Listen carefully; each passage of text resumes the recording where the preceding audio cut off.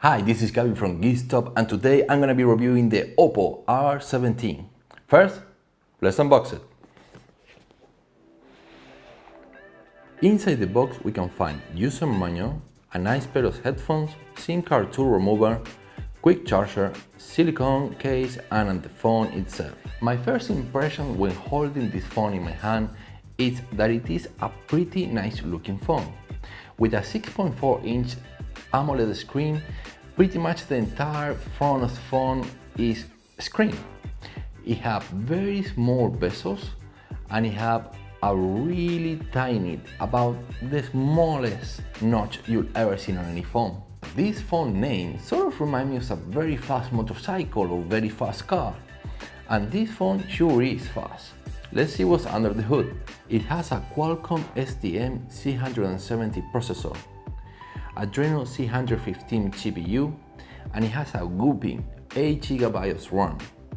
The capacity is pretty good too, at 128 GB on board, and you can still expand that through the SD card slot. The overall experience using this phone is very good. It's very snappy, having one lag, and performs very well even with some of the most demanding games like PUBG or Need for Speed. The screen is a Super AMOLED of 1080 by 2280 megapixels resolution, which gives a screen ratio of 19:9. Colors are nice and vibrant and plenty of contrast, as to be expected from a Super AMOLED screen. When out in sunny bright days, I could still see the screen without any problem. There are two cameras on the back of the phone with dual LED flashlight. The main camera is a 16 megapixel at 25mm f1.8 lens, and second camera is a 5 megapixel for adding depth to your photos. I'm a professional photographer and filmmaker, and to be honest, a good camera on my phone it is very important. And I gotta say, Oppo haven't disappointed me. The camera interface is very simple and easy to use. I just wish it would have more customization. I couldn't select frame rates in video mode, didn't have 16:9 ratio in photos, and when navigating the different modes, it's a bit slow. Pictures have nice colors, great skin tones, lot of details, and most important, great dynamic range for editing in post-production. Here is a photo before editing and after editing. In low light, there is a big drop in image quality, but it still holds its own, especially compared with other phones. The portrait mode does a pretty good job of adding the effect of depth of field, or most commonly known as bokeh, or we should call it bokeh, like fake bokeh. Video quality is good, with nice image quality and good colors. AF works fast and accurate, and the stabilization is quite good as well.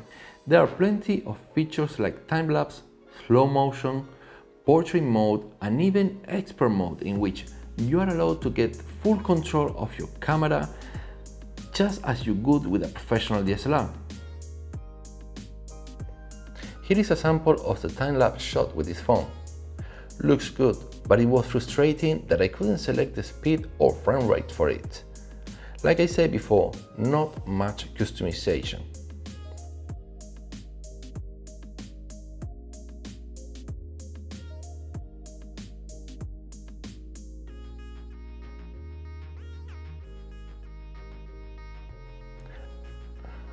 And here is a sample of the slow motion feature at 1080p.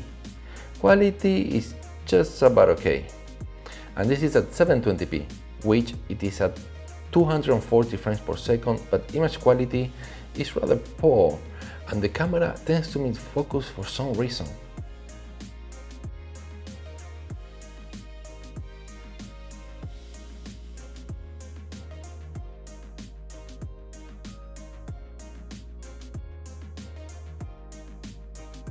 In low light, there is a big drop in image quality, but it still holds its own, especially compared with other phones.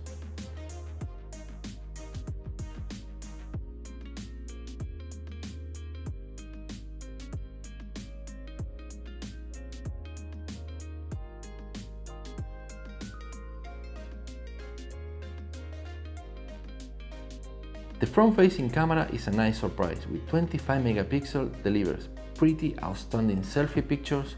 At moments it felt like it was as good as the main camera, at least for selfies.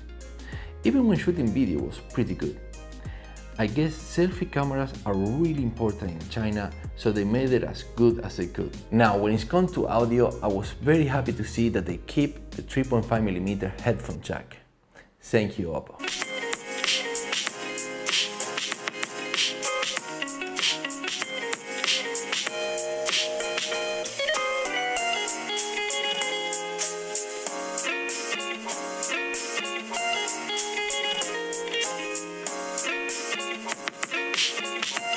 Now, the R17 have a 3500 mAh battery. Considering how big is the screen, that may seem not enough, but to be honest, on my testing it did really well. I can go through a whole day of heavy use and still have 20 or 30% battery left at the end of the day. There is super fast charging with included USB Type-C cable. The unique feature about this phone is the fingerprint scanner that hides on the bottom of the screen. It's definitely a cool feature, but it's not as fast or as accurate as the standard fingerprint scanner I'm used to have in the back of my phone. It missed 3 out of 10, and when it doesn't miss, it takes about a second to unlock. In the bright side, the face unlock is very fast and easy to use. Now, this is a phone, and as such, it should be able to make phone calls. I tested voice connection and phone call quality in different environments, and both works pretty well. Now, for those who worry about buying a Chinese phone because they usually don't come with Google Play pre-installed, well, don't you worry, because directly from the Oppo app market, you can very easily install all the Google Play service really fast. I did it. It took like less than a minute. So that shouldn't be something that stops you from buying this phone, to be honest. Now, the Oppo R17, I found it to be a pretty good phone. Performance-wise, it's excellent. Design is pretty cool.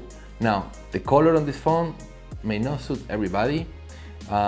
It's easy to have fingerprints, and the fingerprint scanner at the front is somehow not so accurate at times. It might be a little slow. Other than that, everything else is a pretty good phone, and I highly recommend it. Now, if you like this video, make sure to hit the subscribe button, give me a thumbs up, let me know in the comment section down below. Will you buy this phone? This is Gabi from GeekStop. Till next time.